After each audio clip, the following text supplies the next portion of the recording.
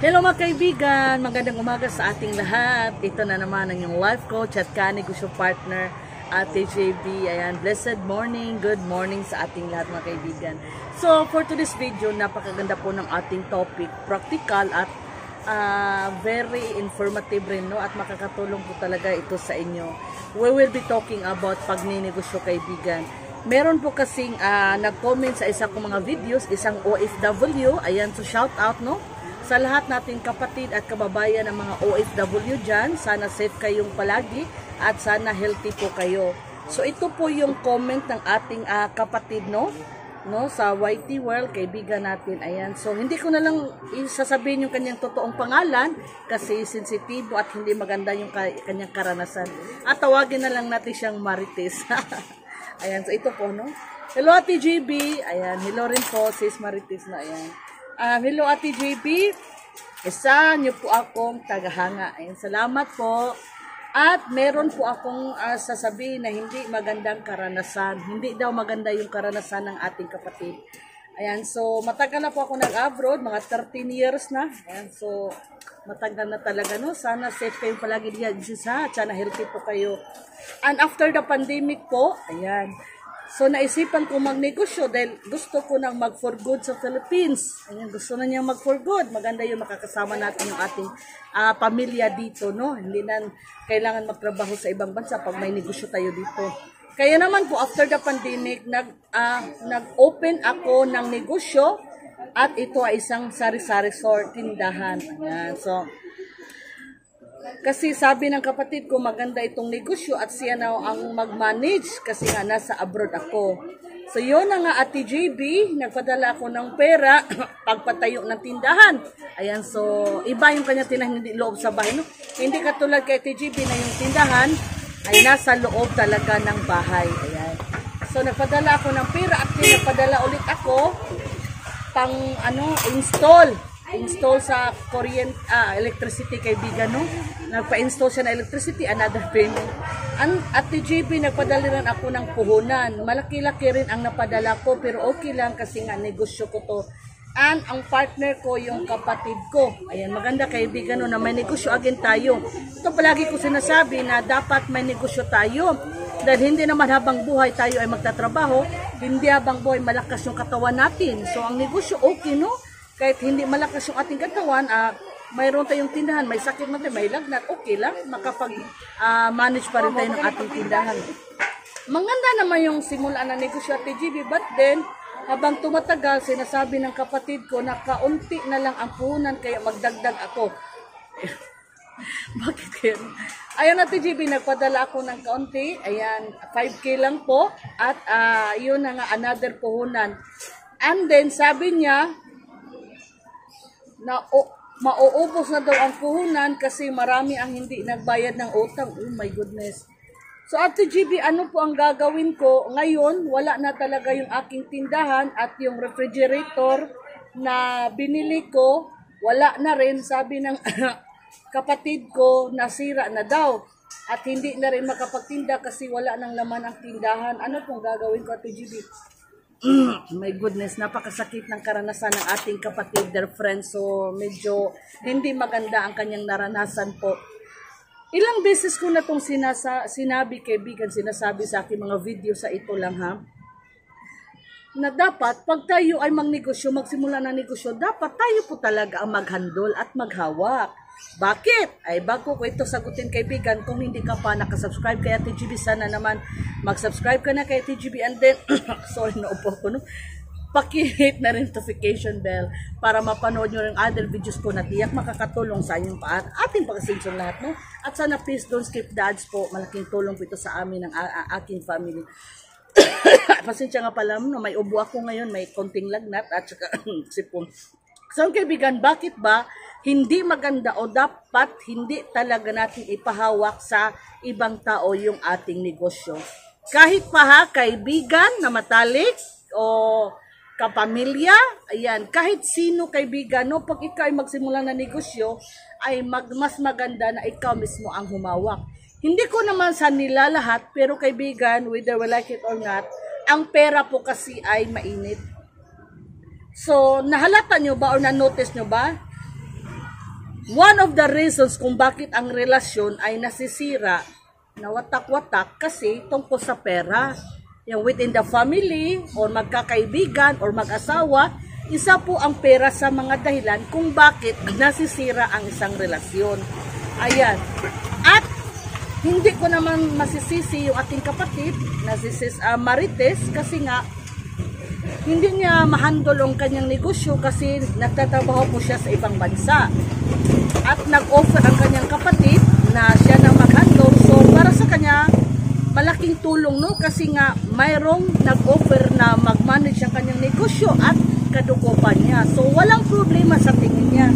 Pero kaibigan, again, hindi ko sa nilalahat. Hindi po lahat ng kadugo natin ay yung bang we can trust, we can be trusted. Okay, yung bang Tagalog yun, no? Yung bang mapagkakatiwalaan na yan. Sorry po, Bisaya po kasi yung lingkod, no, si Ate GB. Kung masaligan na to, no, mapagkakatiwalaan, kahit kadugo pa. So, magtiwala tayo, okay lang. Huwag nating ibigay lahat. Kung gusto nating magnegosyo, pero wala tayong sapat na oras na i-google para sa ating negosyo, huwag na muna tayong magnegosyo. Or kung gusto mo talaga, mag-sideline ka lang muna. Ayan, kung OFW ka na, sa labas ka, di mag-sideline ka dyan. Ano-anong mga negosyo, ibinta mo dyan. Huwag mo na lang ipadala lahat ng pera mo dito para magtayo ng negosyo ay ipamanage sa ibang tao, kahit kadugo mo pa, no? Mahirap kasi, dear friends, ito. Sa nangyari sa ating kapatid na si Sis Maricel, tinanong niya nga pala sa akin, no, hindi ko na lang nasabi, kung ano ang gagawin niya, babawiin ba niya ang pera, or ipapatawag niya sa barangay yung kapatid niya. Ay, wag naman. Kahit gustuhin ko man naman, kung sa akin mangyari, no, gusto ko talaga, kahit gusto ko man ipatawag sa barangay, yung kapatid ko, ilalong masisira, baka masira lang yung aming relasyon, ikapatid ko pa naman. Kaya kaibigan, hindi natin masisisi si Sis Marites, hindi natin siya masisisi, pero hindi talaga okay ang kanyang ginawa. So she learned lesson, kaibigan. Kasi again, yung pera mahirap ipagkatiwala sa ibang tao, kahit kapamilya mo pa, wag na wag. Ayan, kung hindi mo pa kayang i-manage ang negosyo kasi may trabaho ka, again, i-save mo muna, ilagay mo sa bank. Tutubo naman yan kahit kaunti. Ang importante, safe ang pera mo. Kisa man ipahawak mo ang yung negosyo sa ibang tao, and then in the end, mawawala yung negosyo mo, at much worse, masisira pa ang yung relasyon, mawawala na lahat. Mawala sa iyo yung kaibigan mo, mawala sa iyo yung kapamilya mo, mawala pa sa iyo yung pera na pinaghirapan mo. O di ba? Mas mabuti nang sa iyo na lang yung pera mo. Wag ka muna mag-open ng negosyo kung talagang wala kang sapat na time or oras para i-manage ito. Ayan, so marami akong nabasa mga comments, mga kapatid natin, kababayan natin na OFW, sabi nila, magnegosyo ako, Ate GB, pag mag-for good na talaga ako. Ayan, pag mag-for good na lang, dito ka na, yung hindi mo na iniisip na bumalik sa ibang bansa para magtrabaho. O, yun na, tsaka ka magnegosyo pag yun na yung decision mo na hindi ka na babalik sa ibang bansa. Kahit na anak natin, no, huwag natin ipagkatiwala yung ating negosyo sa ating anak. May nakikita ako dito sa place namin kasi may ilan akong kapitbahay na OFW. Yung anak, pinapadala ng pera ng kanilang nanay. Pero in the end, hindi nakapagtapos ng pag-aral. Yung iba, nag-asawa na. So, they're not responsible. Okay, hindi sila responsable ng mga tao. So, hindi kasi nila alam, no, yung hirap para kumita tayo ng pera, magtrabaho sa ibang bansa, malayo sa ating family, dugot pawis, ayan, binigyan na natin lahat para mabigyan natin ng magandang kinabukasan, hindi lang yung ating sarili, pati yung ating family. Pero yung iba kasi, hindi ko nila lahat na dito sa Pilipinas, winawaldas yung pera. Ayan, yung iba, katulad kay Sis Marites, pinahandle ang negosyo, akala na nung kapatid niya, sa kanya na yung negosyo. Pautang ng pautang, ayun, hindi binayaran. Siguro yung pera sa tindahan, ginamit ba para sa sarili niya? Siguro naisip talaga niya na siya na yung nagmamayari ng negosyo. Nakalimutan na niya na yung nagbigay ng pera, yung kapatid niya na nasa abroad na dugot pawis ang sinakripisyo para lang kumita ng pera. Ay, huwag naman ganun. Kaya ikaw, kaibigan, ikaw rin yung magsisisi sa huli. This is an advice to you, okay? Please, don't do business kung hindi ikaw yung mag-handle sa simula, okay? So, siguro may iba sa inyo sasabihin, Ate GB, bakit yung SM, hindi naman yung yumao na si Sir Hendrissy ang nag-manage? Meron siyang katiwala, malaki na kasi, marami ng branches. Yung mga insik kaibigan, yung mga mayayaman na tao, at first, sila yung nag-handle ng kanilang negosyo. Yan, isang branch.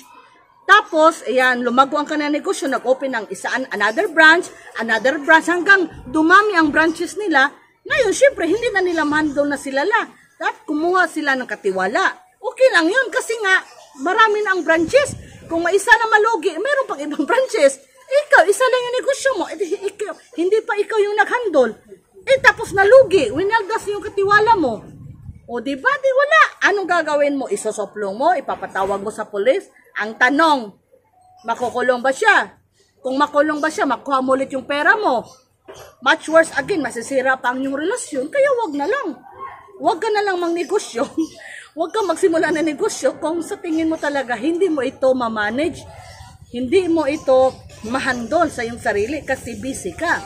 Yung ibang nag-quit sila, nag-resign sa kanilang trabaho, yung retire. Kadalasan nag-resign kasi nga gusto magsimula ng negosyo. Okay pa yun. Kung sa tingin mo, maganda ang negosyo na yung papasukin, ay okay na mag-resign ka. Kaysa naman, patuloy yung pagtatrabaho mo, tapos iba yung nag-manage sa yung negosyo, iba ka, malugi yung negosyo, mawawala yung pirang pinaghirapan mo. Kaya sis Marites, charge to experience na lang, huwag mo na lang ipatawag sa barangay, kahit ano, huwag mo na lang siguro pagritan. Pagsabihan mo na lang na hindi maganda ang kanyang ginawa, nasaktan ka talaga, pero huwag mo na lang pagalitan, baka mawala pa masira yung relasyon yung magkapatid. Nawalan ka na ng pera, mawalan ka pa ng kapatid. This is the sad reality. Minsan, huwag tayong gumawa ng desisyon na hindi tayo sigurado anong kahinatnan, in the end. So, dapat yung pagplanuhin natin ng mabuti. Maganda pa itong negosyo, maganda pa itong desisyon, maganda pa itong naisip ko. Ano mangyayari in the end? Ayan, dapat alam po natin, ha?